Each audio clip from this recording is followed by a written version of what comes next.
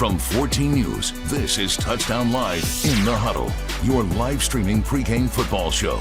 Sponsored by Chick-fil-A West Evansville. Delivery from us to you. Order ahead through the Chick-fil-A app.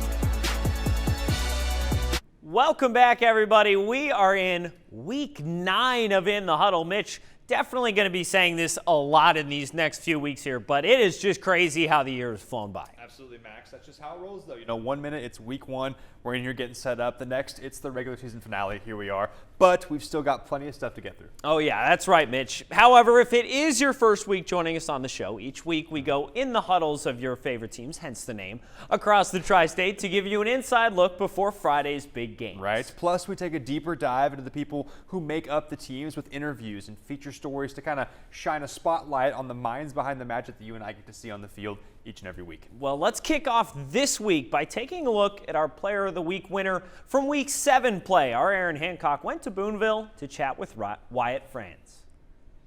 All right, guys, we're here with our Week 7 Player of the Week, Wyatt Franz from Boonville. Wyatt, thanks for joining us.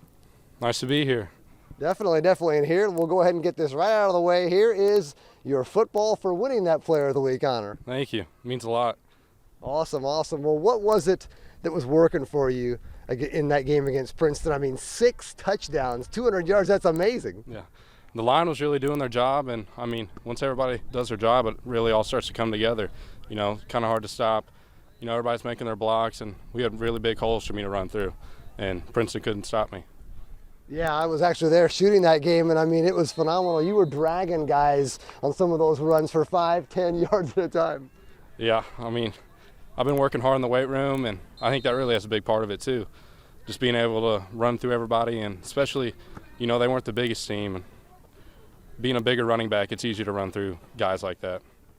When you got to about touchdown number 3, were you kind of like, okay, come on, coach, let me get in there for a few more here? Yeah, especially since we were up quite a bit, I was really hoping he wasn't going to take me out because I wanted to see how many I could get, especially knowing that Devin had 6. I wanted to keep going. Yeah, how does it feel to now tie a guy like him for the record in the program? Yeah, I mean, it feels surreal, and just knowing what he's done, especially up at Purdue, knowing that I'm sort of on that track and want to keep moving along, showing more progression. Definitely. And now you guys have Gibson Southern tomorrow night. Kind of talk about that game and what you anticipate from them. I think it'll be a really good game, and I think we need to be really strong on defense and up front, and should be able to get a win. And obviously, I mean, it doesn't get any easier. You guys have rights in the sectional. I mean, but I guess, you know, if you gotta beat the best, you might as well go through some of the best teams. Yeah, I mean, we did it last year. We're going to do it again. Awesome. All right, man. Well, appreciate you joining us, and congrats again on Player of the Week. Thank you. Awesome. All right, guys, we'll throw it back to you. Thanks so much, Aaron. Well, now it's time to reveal the next Player of the Week winner. That's right. A lot of scoring going on in week 8. Plenty of options to choose from, like always. But, Max, who did our voters choose? Well, Mitch, it looks like we need to make a return trip to Wrights because we have our first repeat winner of the year, Roland Vera Jr. We already know it. We already know he's a do-it-all guy for Wrights. Mr. Lightning in a Bottle, human joystick, making an impact in the return, receiving and rushing game. But against Bosse, most of it was on the ground, Max. Yeah, 224 rushing yards and just a casual 5 touchdowns in Wrights' 52-20 win over Bosse. Something light. Just light work, man. We'll go out and chat with him and hear from him on next week's show. Congrats. Roland Vera Jr. Now, coming up on In the Huddle, it's time for a Tri-State Insider segment. Mitch, you're ready to break down. I know you are. You're ready to break down some plays in the big matchup this week, aren't you, Mitch? You know it. You know I'm there. Sure am. Now, we'll also be finding out what that big matchup is, like you said, with our Game of the Week reveal. Plus, we'll hear from the head coaches of both these squads. All that's coming up next. Stick around.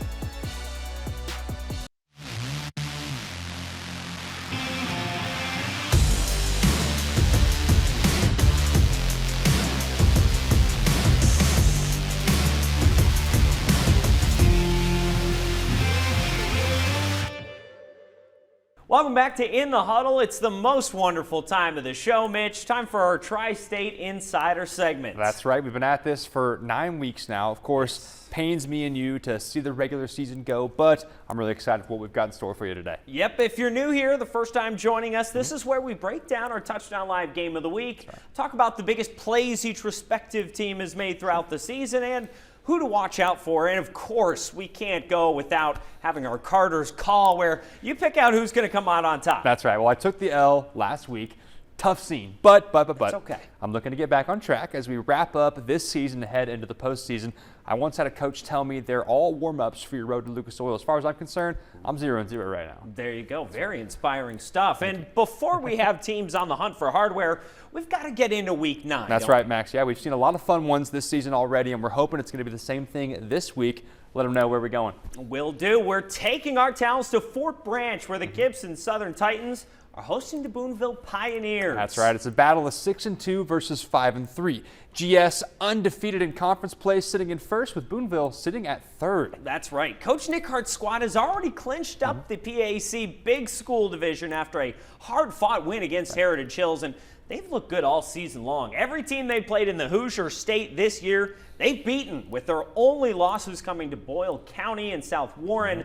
In their 2023 campaign, they've laid it on teams, outscoring them 269 points to 152. That's no small feat. And in their last 2 games, they've only given up 12 points. Definitely a dominant performance, which is pretty par for the course for the Titans. Change gears here, though. Let's talk about the Pioneers. Cannot count out Coach Darren Ward's squad. They're on a 3-game win streak right now, looking to gear up for a solid postseason run. A win on Friday, of course, would be a nice feather in the cap for a season that's seen some tough looks against quality opponents, but also some big wins in there as well. You know, in their last 2 showings against Washington and Princeton, they put up more points than the rest of their games combined this season. Something to be said about a team hitting their stride on offense as they reach the end of regular season play. That's really what you want to see. Mitch, let's start out with our home team here this week, the Titans. Doesn't seem like anybody is able to put a lid on that offense. Absolutely. We've seen them roll teams this season.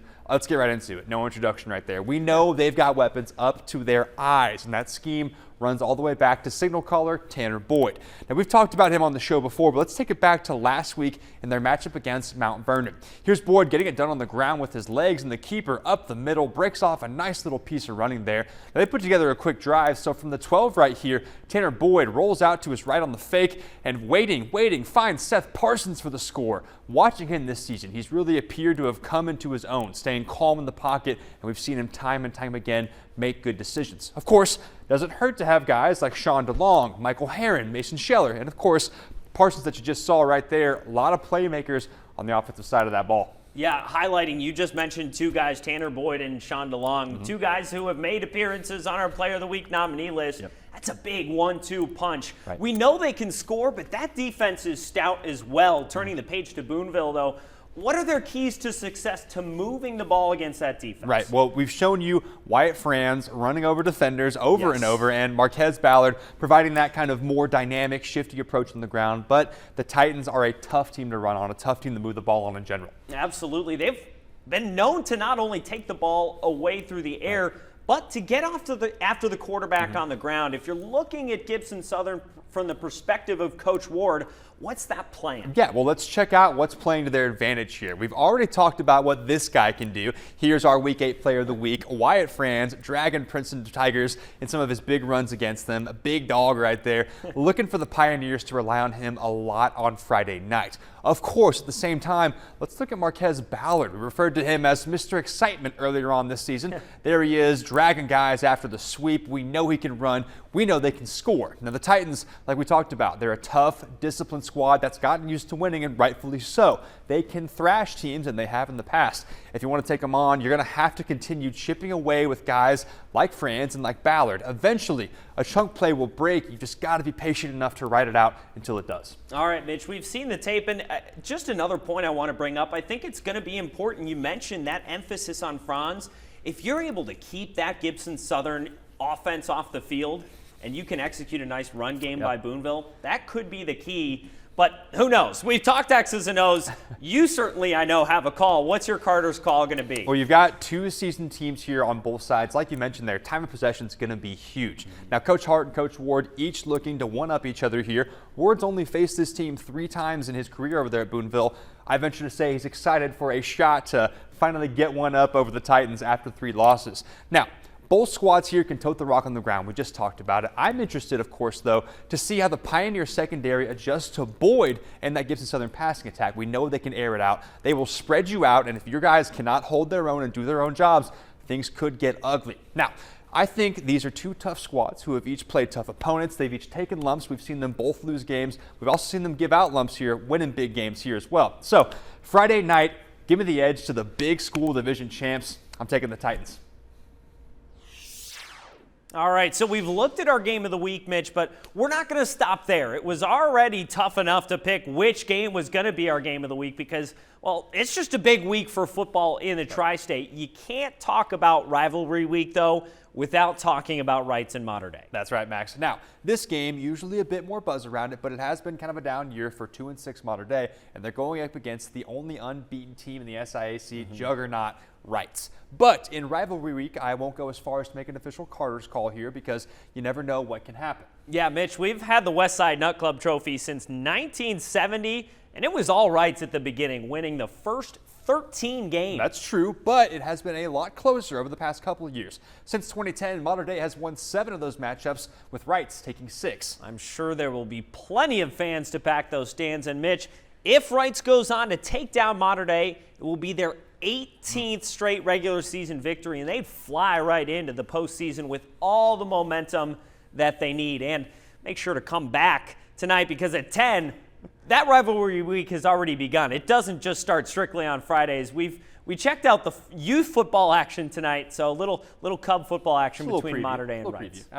Oh yeah, can't wait for that. But we aren't done yet. There's another big one in the SIAC, and that's Vincennes Lincoln and Jasper. Absolutely, Max. So strong seasons for both these teams, with the Alice's sitting tied for second in the SIAC right now at 6-2, and Jasper in a 3-way tie behind them at 5-3. Now the Wildcats have an opportunity to even up the standings and tie it up at 5-3. On the flip side, Vincennes Lincoln a chance to keep rolling in their best season since 2019. Mitch, something that cannot be overlooked with these Alices is how Luke Lindsay, the backup quarterback, stepped up for who we just saw there, Xander Hunt, after he went down with an injury. It seems like Vincennes Lincoln really has not skipped a beat. And add on top of that, Max, he didn't just lead the Alices at quarterback against Memorial. It was his boot that actually kicked through the 2 field goals the Alices needed to beat Memorial. Talk about an all-around kind of guy there. Absolutely. Contributions everywhere. Now for Jasper, Mitch, Wildcats fans know their guy, Carter Holsworth, is going to put on a show in a big rivalry. He does game. every week, Max. If the stats hold true, I wouldn't be surprised if it happened. Holsworth has made multiple appearances, a Touchdown Live Player of the Week nominee. You know he's going to go out there and give it his all. Big one here. Great rivalries to look forward to tomorrow. It's tough because we can't each individually be at the mall, but I know it'll be an electrifying end to this season. Absolutely. Now coming up on In the Huddle, don't go anywhere. We'll hear from both head coaches for our Game of the Week team. Plus, I'll be right back at the Telestrator to break down some of my favorite plays from Week 8 like we have all season long. Stick with us.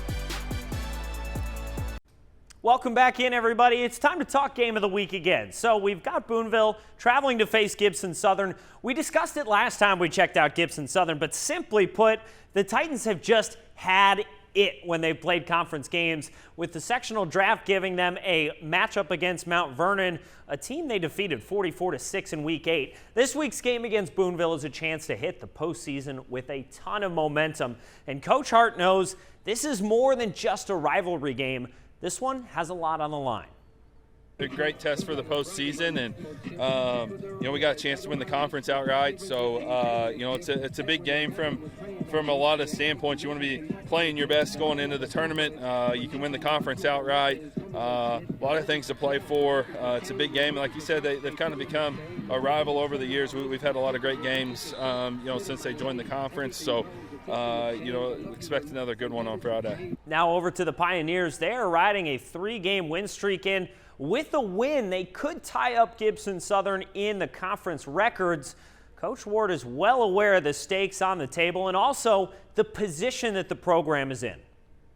Well, I mean, this week with Gibson Southern, it's an opportunity for us to play for a championship. If Gibson Southern's technically an outright leader of our conference right now, but if we'd happen to come in and upset them, we'd probably create a 3-way tie with us, Gibson Southern and Heritage Hills. So, we're excited for the opportunity. Anytime you've positioned yourself this late in the season to be playing for championships, that's where you want your program to be at. We will have much more coverage in the lead up to the game at 4, 5, and 6 on Friday. But now, let's send it over to my man Mitch at the Telestrator. Take it away, buddy. Well, thank you, Max. Let's move away from the Titans and the Pioneers and into some of our other local talent here. Starting off, let's head out to Romaine Stadium as Harrison is trying to mount a drive here against Mater Dei. Let's go ahead and roll the clip right there. Deshaundre Brown takes the snap, and right away the short cross is bobbled. Stop right there. You already got it. You see what's going on here. Real quick, I'm going to give you guys 3 options here, all right? We see the bobble right there. We've got A, we've got B, and we've got C. All of you at home follow along with me here. First choice here, the bobbled snap, the bobbled catch. Is it going to be A, incomplete? Is it going to be B, complete here, brought in for the first down? Nice catch from the young man. Or is it going to be C, one of the toughest interceptions we've seen this season so far this year? Take some time with it. I'll walk off the screen. Think about it. A, incomplete. B, complete. C, interception. Now, it is on our plays of the week, so you're out of time right now. I think you know why we're here. Let's go ahead and roll the clip. I'll get this off of here and watch and learn here.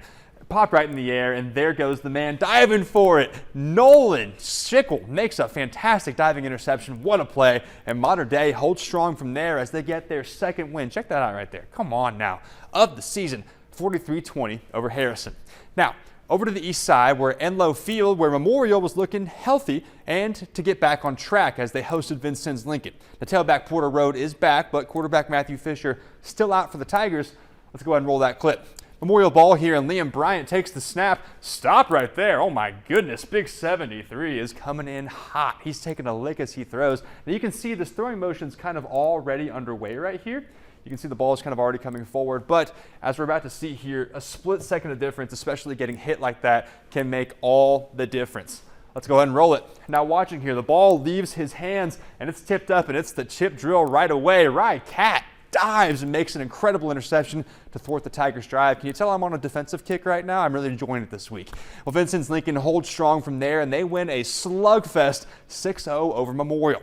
Now, switching states, we're going west into Illinois for another big conference battle.